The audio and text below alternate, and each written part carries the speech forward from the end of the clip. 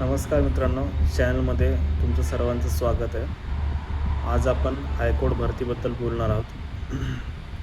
26 April 2026 रोजी तुमची screening taste पार पडली.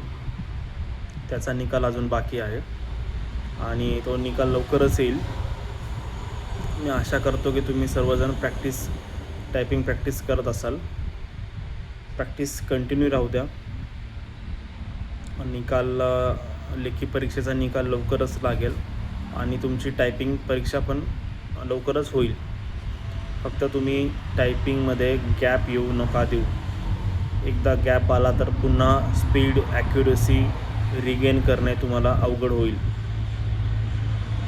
जे कंटिन्यू प्रॅक्टिस करत आहात त्यांनी तशीच प्रॅक्टिस चालू ठेवा. त्यासोबतच तुम्ही इतर परीक्षेचा अभ्यास करत असाल तर तो अभ्यास पण कंटिन्यू ठेवा. पण एकदमच टायपिंग प्रॅक्टिस बंद करू नका. तुम्ही जी मिळवलेली स्पीड आहे ती स्पीड तुमची कमी होण्याचा चान्स राहील.